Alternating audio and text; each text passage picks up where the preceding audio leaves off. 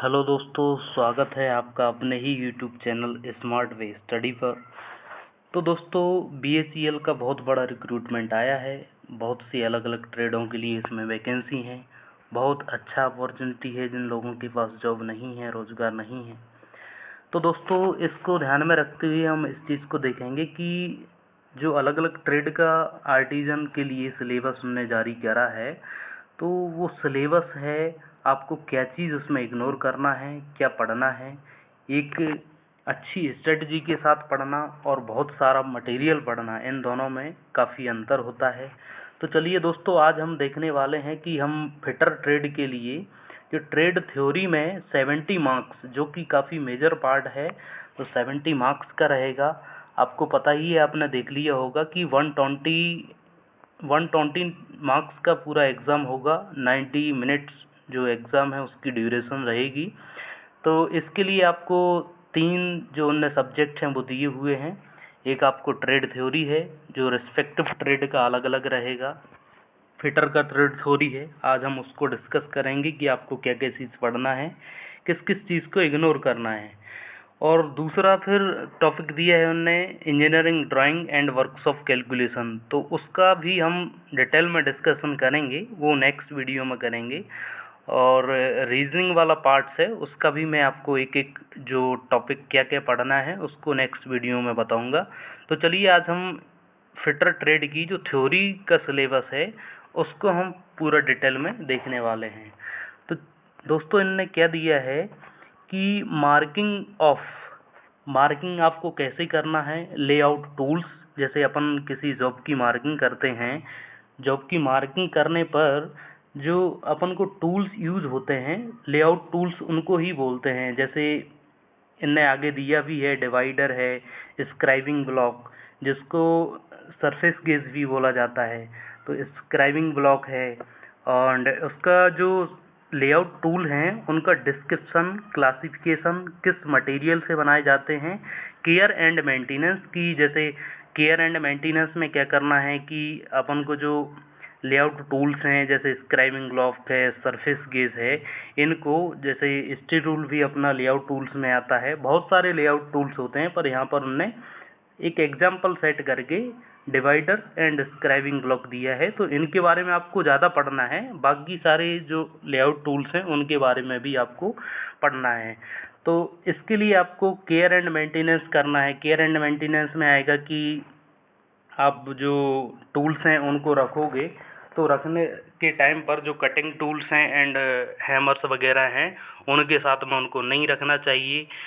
और जो layout tools हैं उनको यूज़ करने के बाद अच्छे से साफ़ सफाई करके रखना चाहिए। ये चीज़ें उसमें आ जाएंगी।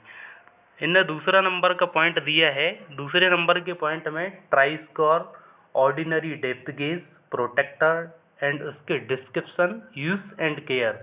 यूज एंड केयर आपको हर एक टूल्स जो भी इसमें लिखा रहेगा, सभी में यूज एंड केयर का आपको मतलब दिखाएगा वो, कि इसको कैसे यूज़ करना है और इसका केयर्स में क्या क्या केयर करना है। तो ट्राई स्कोर है, हम पूरा इसका डिटेल में अध्ययन करेंगे। डिटेल में अध्ययन करने के लिए क्या क्या जानना है इसके लिए, तो ट्राई स्क्वायर है, इसका यूज़ किस किस चीज़ के लिए करते हैं। स्क्वायरनेस चेक करने के लिए, फ्लैटनेस चेक करने के लिए इसका यूज़ करते हैं। तो ट्राई स्क्वायर के बारे में ये चीज़ें हो गई। उसके बाद ट्राई स्क्वायर का ब्लेड है, ब्लेड क्या होता है, स्टॉक चीज़ रहती है, तो 2 पार्ट्सों से मिलकर बना होता है ब्लेड और स्टॉक। तो ब्लेड और स्टॉक के बीच में एक नॉच दिया हुआ रहता है, उस नॉच का काम क्या होता है। तो ये चीज़ें सारी आपको ट्राई स्क्वायर के बारे में पढ़ना है। उसके बाद ऑर्डिनरी डेप्थ गेज दिया है। ऑर्डिनरी डेप्थ गेज है, वो जनरली डेप्थ चेक करने के लिए यूज़ किया जाता है। प्रोटेक्टर है, ये बेसिक प्रोटेक्टर ही है, वर्नियर बेवल प्रोटेक्टर नहीं है। तो प्रोटेक्टर है, इसका एंगल, जैसे अपन को किसी जॉब पर मार्किंग करनी है, उस पर अपन को एंगल निकालना है, एंगल पे मार्किंग करनी है, तो एंगल पे मार्किंग करने के लिए ये प्रोटेक्टर का यूज़ होता है। ठीक है। उसके बाद तीसरा नंबर का पॉइंट इन्होंने दिया है, use care and maintenance of cold chisel, materials, type, cutting angle. इन्होंने बहुत शॉर्ट में लिख दिया है दोस्तों, आपको इतना ही नहीं लेना है, इसको बहुत हल्के में नहीं लेना है।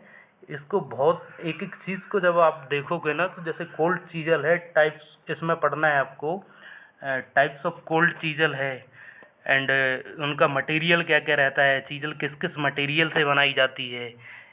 उसके बाद इसमें लिखा है कटिंग एंगल। जो चीज़ें कटिंग एंगल में इनने केवल एक चीज़ दे दी है ना, तो यहाँ पर कटिंग एंगल पढ़ना है, उसका जो एक इंक्लाइड एंगल रहता है वो पढ़ना है। जैसे अपन चीजल है तो चीजल का पॉइंट एंगल देखते हैं अपन। जैसे एक चीजल है, यहाँ पर एक चीजल ड्रॉ कर रहा हूँ मैं, तो चीजल का जो आगे का भाग है, इसका जो एंगल है ना, ये वाला है पॉइंट एंगल, इसको ही कटिंग एंगल बोलते हैं। तो ये एंगल है। उसके बाद जब अपन चीजल को यूज करते हैं तो जो जैसे ये पार्ट्स मान लीजिए, इस पार्ट्स पर अपन को चीजलिंग करनी है, ये इस पे चीजलिंग करनी है अपन को, तो उसके लिए जो चीजल को जिस एंगल पर रखेंगे, ये वाला, ये थीटा मान लेते हैं, ये इंक्लाइंड एंगल हो गया। उसके बाद ये वाला है, इस एंगल को रैक एंगल बोलते हैं। मतलब जो टॉप फेस है, जो कटिंग चीजल का कटिंग पॉइंट है, उसका टॉप फेस एंड जो वर्टिकल लाइन होती है उसके बीच में जो रैक एंगल बनता है वो क्या क्या होता है। तो आपको अगर एक एंगल पता होगा, inclined angle and point angle, तो आप तीसरा एंगल इजिली कैलकुलेट कर सकते हैं। तो आपको इसमें ये चीज़ें पढ़ना है। उसके बाद आगे देखते हैं, 4 नंबर का पॉइंट है, उसमें लिखा है पावर सा, वेंड सा, सर्कुलर सा machine use for cutting metal cutting. मतलब मेटल कटिंग के लिए जो पावर सा, वेंड सा एंड सर्कुलर सा इनका यूज करते हैं, तो इसके बारे में